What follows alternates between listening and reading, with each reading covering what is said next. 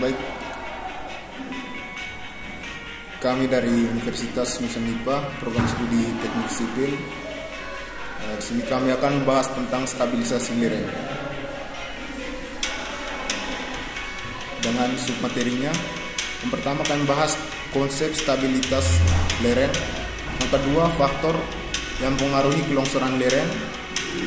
Yang ketiga, metode yang digunakan untuk perbaikan stabilisasi lereng. Dan yang keempat, contoh kasus kelongsoran lereng. Yang pertama, konsep stabilisasi lereng.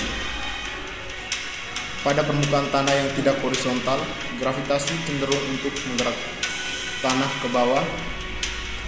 Jika komponen gravitasi sedemikian besar sehingga perlawanan terhadap geseran yang dapat dikerahkan oleh tanah pada bidang longsornya terlampaui, maka akan terjadi kelongsoran lereng. Analisis stabilitas pada permukaan tanah yang miring ini disebut analisis stabilitas lereng. Analisis ini sering digunakan dalam perancangan bangunan seperti jalan kereta api, jalan raya, bandara, bendungan urukan tanah, saluran, dan lainnya. Umumnya, analisis stabilitas dilakukan untuk mengecek ketahanan dari lereng alam, lereng galian, dan lereng urukan tanah. Analisis stabilitas lereng tidak mudah karena terdapat banyak faktor yang sangat mempengaruhi hasil hitungan. Faktor-faktor tersebut misalnya kondisi tanah yang berlapis-lapis, kuat geser tanah yang anisotropis, aliran rembesan air dalam tanah, dan faktor lainnya. Untuk stabilisasi lereng sendiri merupakan suatu proses atau rangkaian tindakan untuk mencegah atau mengurangi risiko longsor pada lereng. Sedangkan longsor merupakan pergeseran massa tanah yang terjadi karena gaya gravitasi yang melebihi daya tahan tanah. Stabilisasi lereng bertujuan untuk menjaga kestabilan lereng dan mencegah terjadinya longsor yang dapat menyebabkan kerusakan pada properti, infrastruktur, dan bahkan membahayakan nyawa.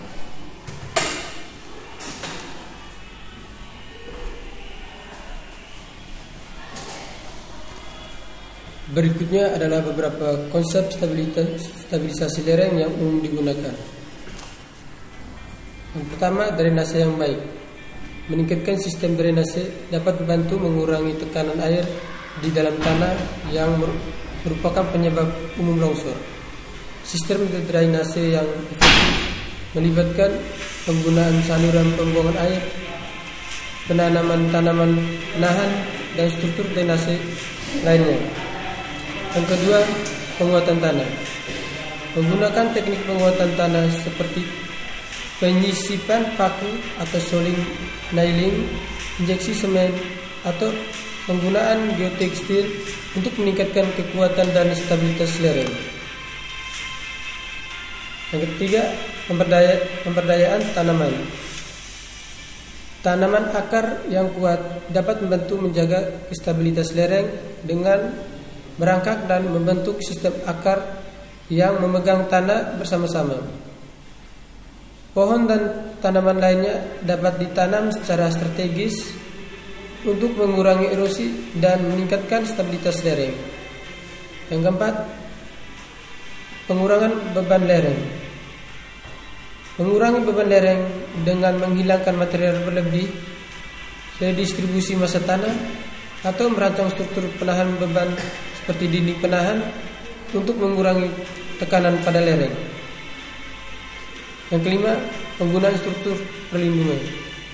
Menggunakan struktur perlindungan seperti jaringan penahan longsor, plat penahan, atau pagar penahan untuk mengurangi risiko longsor.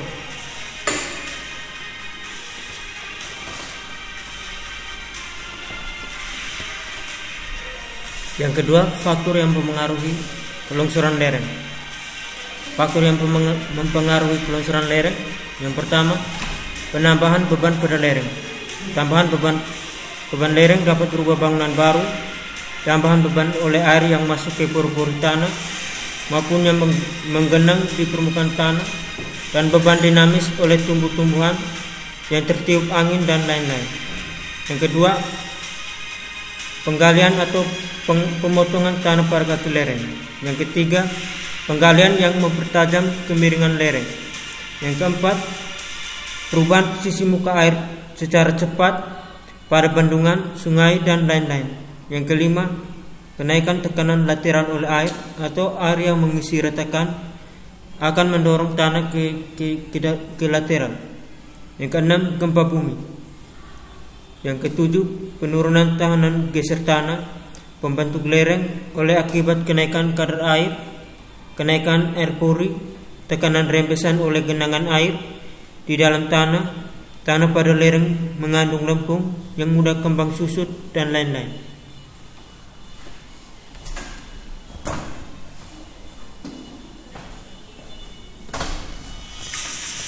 Yang ketiga, metode yang digunakan untuk perbaikan stabilitas tanah. Metode yang digunakan untuk perbaikan stabilitas tanah. Yang pertama, penguatan tanah dengan geotekstil. Geotekstil adalah bahan yang ditempatkan di dalam tanah untuk meningkatkan kekuatan dan stabilitas. Geotekstil dapat digunakan untuk memperkuat lereng yang lemah atau tanah yang memiliki kelembapan tinggi. Yang kedua, injeksi grouting. Metode ini melibatkan penyuntikan campuran semen atau bahan kimia khusus ke dalam tanah untuk meningkatkan kekuatan dan koheksi tanah. Ini dapat digunakan untuk meningkatkan daya dukung tanah atau mengisi rongga di dalam tanah. Yang ketiga, dinding penahan atau retaining wall. Konstruksi di dinding penahan dapat membantu mengurangi tekanan pada lereng dan mencegah pergerakan massa tanah. Dinding penahan dapat dibangun dengan menggunakan berbagai bahan seperti beton bertulang, batu, atau blok interlocking.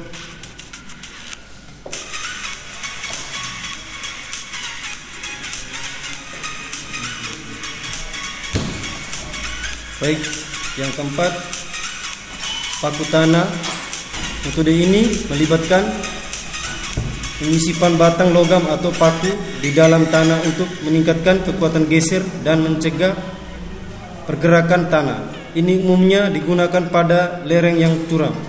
5. Pemadatan tanah.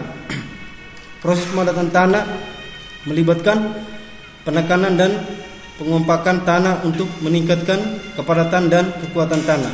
Pemadatan tanah dapat dilakukan dengan menggunakan alat besar seperti roller. Yang keenam, drainase yang efektif. Perbaikan drainase dapat membantu mengurangi tekanan air di dalam tanah dan mencegah kelembaban berlebihan yang dapat melemahkan tanah. Sistem drainase melibatkan penggunaan saluran pembangunan air dan material drainase. Yang ketujuh, penanaman panahan. Tekanan dengan akar yang kuat dapat membantu menjaga kestabilan lereng dengan merangkak dan membentuk sistem akar yang mencegah tanah bersama-sama. Yang kedelapan, pengurangan beban lereng. Mengurangi beban lereng dengan menghilangkan material berlebih, redistribusi massa tanah atau merancang struktur penahan beban seperti dinding penahan. Yang kesembilan, injeksi uretan. Metode ini melibatkan penyuntikan bahan uretan ke dalam tanah untuk mengisi rongga dan meningkatkan kekuatan tanah. Ini dapat mengguna untuk perbaikan struktur dan fondasi.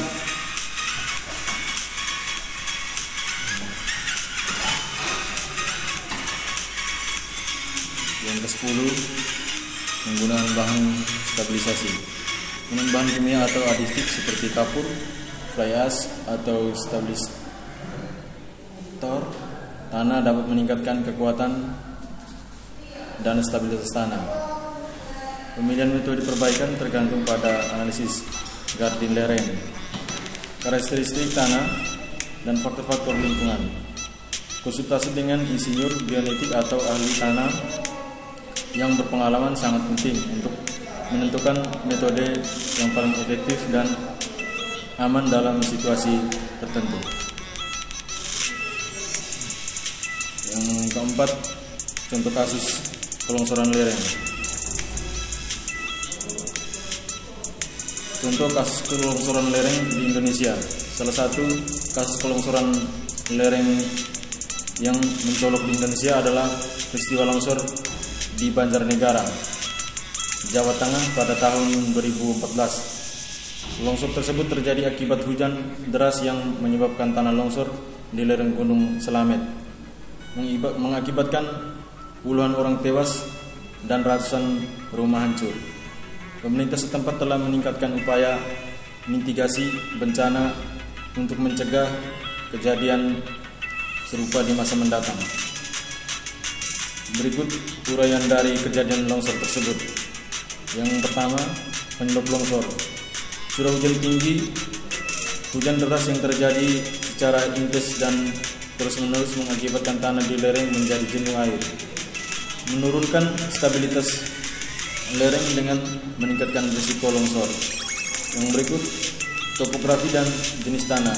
Daerah tersebut memiliki topografi yang curam dan jenis tanah yang mudah longsor, meningkatkan kemungkinan terjadinya pergerakan tanah.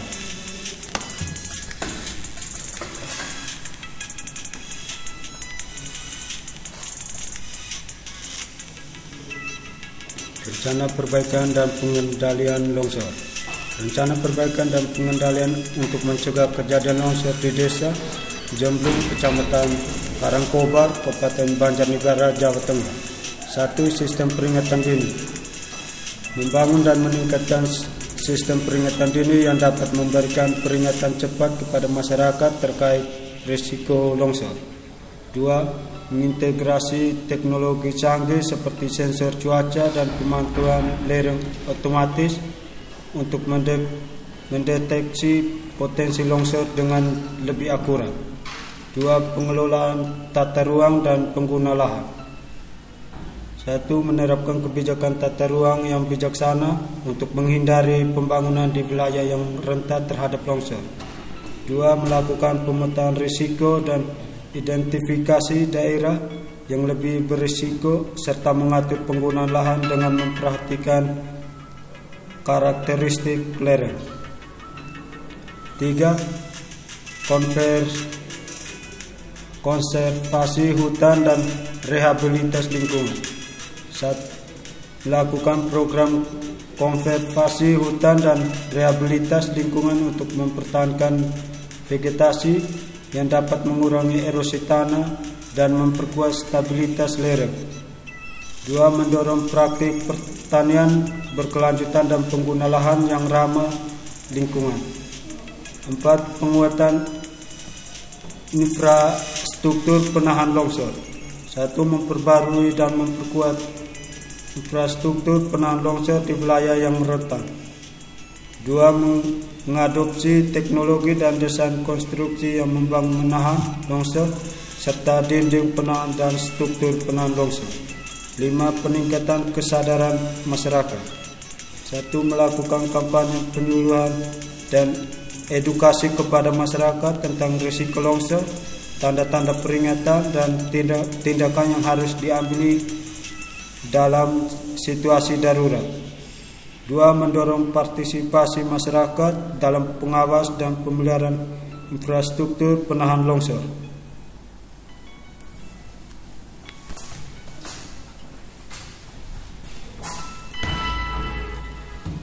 6. Pemantauan dan pemeliharaan rutin. 1. Melakukan pemantauan rutin terhadap kondisi lereng dan infrastruktur penahan longsor. 2. Menjalankan program pemeliharaan yang teratur untuk memastikan bahwa sistem penahan longsor berfungsi dengan baik. 7. Penyelidikan dan pengembangan lanjutan. 1. Melakukan penelitian dan penyelidikan lebih lanjut tentang kondisi geologis dan hidrologis wilayah tersebut untuk memahami faktor penyebab longsor secara lebih mendalam. 2. Menggunakan temuan penelitian untuk mengembangkan strategi mitigasi yang lebih efektif. 8. Perencanaan tanggapan darurat. 1. Mengembangkan dan melatih tim tanggap darurat yang siap bertindak dalam situasi longsor. 2. Menetapkan prosedur evakuasi yang jelas dan rinci serta memastikan tersedianya fasilitas pengungsian yang aman. 9. Kerjasama antri stasi. 1. Membangun kerjasama yang erat antara pemerintah daerah, lembaga penelitian dan organisasi kemanusiaan untuk meningkatkan keselamatan dan mitigasi risiko.